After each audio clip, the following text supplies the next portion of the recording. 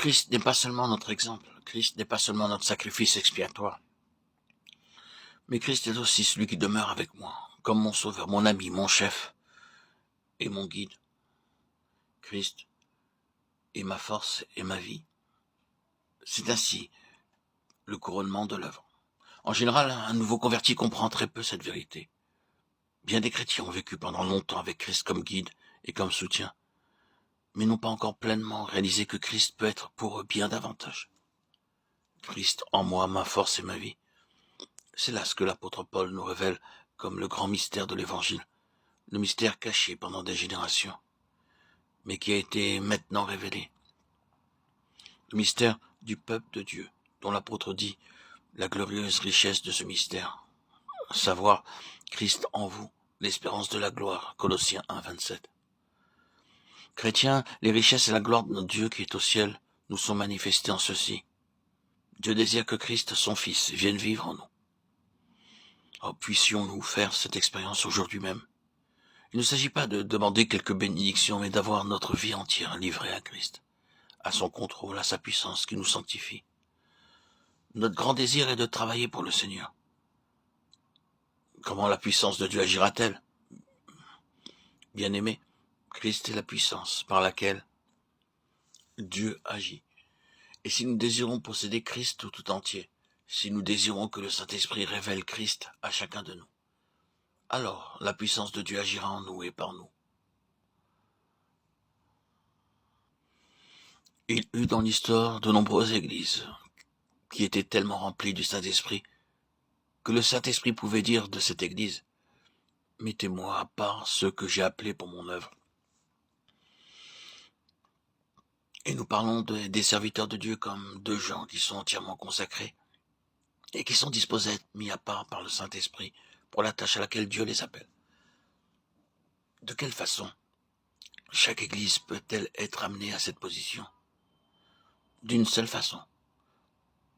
Jean-Baptiste annonçait la venue du Christ en disant, lui, il nous baptisera du Saint-Esprit et de feu. Ceci nous montre que Jésus-Christ est celui par qui le Saint-Esprit sera répandu sur vous abondamment et d'une façon toujours nouvelle. Et si vous désirez que le pouvoir du Saint-Esprit de Dieu soit révélé dans cette ville ou dans les pays païens, sachez que ceci ne peut être réalisé que par une union plus étroite avec Christ, un attachement plus intense à Christ, une révélation plus profonde du Christ vivant dans la vie des chrétiens. Alors la bénédiction viendra. Jésus ne dit-il pas, ceux qui croient en moi, des fleuves d'eau vive couleront de son sein? Et n'est-ce pas par la foi que Jésus-Christ vient habiter dans nos cœurs et devient lui-même la source d'où jaillit le Saint-Esprit? Que lisons-nous dans le dernier chapitre de l'Apocalypse? Il me fit voir un fleuve d'eau de la vie limpide, comme du cristal, qui sortit du trône de Dieu et de l'agneau. Apocalypse 22, 1.